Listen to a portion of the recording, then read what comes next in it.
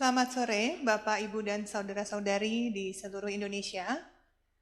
Saya hadir kembali menyapa masyarakat Indonesia melalui konferensi pers dari kantor Kepresiden untuk mengajak kita semua menjalankan protokol kesehatan dengan disiplin. Karena apa? Karena pandemi belum berakhir. Dan untuk itu, kita harus beradaptasi dengan kebiasaan baru. Bapak, Ibu, saudara-saudari, untuk menerapkan protokol kesehatan harus dilakukan tanpa kecuali di seluruh Indonesia. Pembatasan sosial berskala besar atau PSBB juga masih berlaku untuk memutus rantai penyebaran virus COVID-19. Untuk menjalankan protokol kesehatan ini perlu langkah bersama. Tidak mungkin hanya menggantungkan pada pemerintah, semua harus bersama-sama. Kampanye menggunakan masker, menjaga jarak, mencuci tangan, dan menghindari kerumunan harus terus-menerus dilakukan bersama-sama, hingga menjadi kebiasaan kita dan menjadi sebuah budaya dalam keseharian kita. Dalam beberapa pekan ini, pemerintah telah mengeluarkan berbagai surat edaran dan himbauan, misalnya tentang waktu bekerja, jumlah orang dalam ruang kerja, termasuk dalam mengadakan rapat, harus dibatasi dan diatur agar physical distancing atau menjaga jarak tetap diterapkan. Jangan sekali-sekali kita meremehkan atau tidak percaya COVID-19. Warna zona bukan dibuat tanpa data. Semakin kita disiplin, pandemi ini pasti akan mereda. COVID-19 ini adalah pandemi yang harus kita hadapi dan kita lawan bersama. Pemerintah lakukan testing, tracing, treatment, atau 3T. Sementara kita semua melaksanakan memakai masker, menjaga jarak aman, dan mencuci tangan atau 3M. Testing atau pengujian agar lebih banyak orang diketahui status resikonya terhadap COVID-19. Tracing atau pelacakan kasus agar lebih banyak orang yang kemungkinan terpapar dapat ditemukan lebih cepat. Dan treatment atau perawatan, sudah ditemukan pola perawatan dan penyembuhan bagi pasien yang terkonfirmasi positif. Jadi, bagi yang sekarang sedang menghadapi perawatan, tetap semangat dan optimis. Dan bagi yang sehat, ingatlah selalu, lebih baik mencegah daripada mengobati. Mudah caranya, memakai masker dengan baik dan benar dan disiplin. Menjaga jarak aman, ingat, tidak ada satupun yang kebal dan aman dari COVID-19. Baik saudara atau sahabat, kita semua beresiko. Kemudian mencuci tangan dengan sabun dan air mengalir selama 20 detik.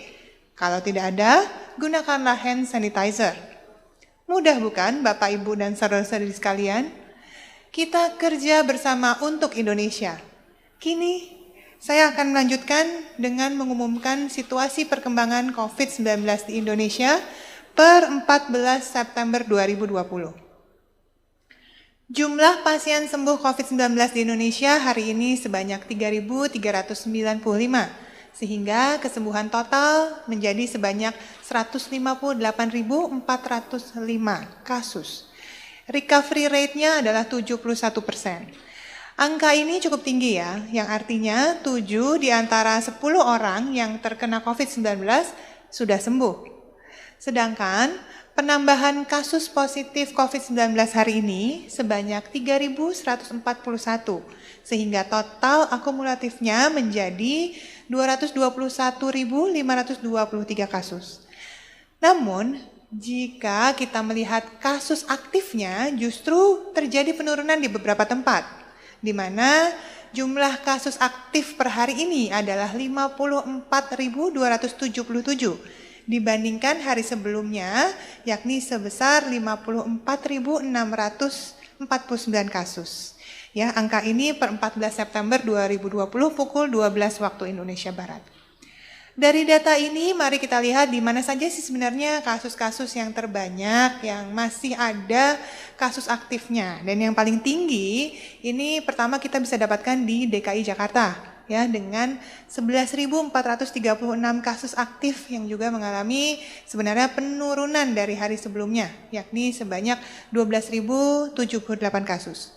Kemudian yang tertinggi kedua di Jawa Barat, kasus aktifnya sebanyak 6.443, yang ini mengalami kenaikan dibandingkan hari sebelumnya, yakni 6.404 kasus. Dan yang tertinggi ketiga yang ada di Jawa Tengah, yakni kasus aktif sebanyak 5.439, dan ini mengalami penurunan dari hari sebelumnya, di mana didapatkan kasus sebanyak 5.518. Memang jumlah kasus aktif ini sangat fluktuatif, tapi dari data hari ini dapat dikatakan bahwa rata-rata jumlah kasus aktif di Indonesia ini banyak yang menurun, ya. Dan berdasarkan informasi dari Kementerian Kesehatan, bed occupancy ratio atau ketersediaan tempat tidur di rumah sakit di seluruh Indonesia dalam kondisi aman dan dapat mengantisipasi jika terjadi lonjakan 20% sesuai dengan ketentuan WHO. Tapi tentu kita tidak harapkan itu akan terisi ya. Sekali lagi, menyelesaikan pandemi dengan 3M untuk memutus mata rantai harus dilakukan bersamaan di seluruh Indonesia, bahkan seluruh dunia. Jadi, kompak dan disiplin yuk, kita kan semua ini orang Indonesia. Dan orang Indonesia selalu bisa. Pemerintah 3T, kita semua masyarakat 3M. Indonesia pasti bisa. Salam sehat dari saya, selamat sore.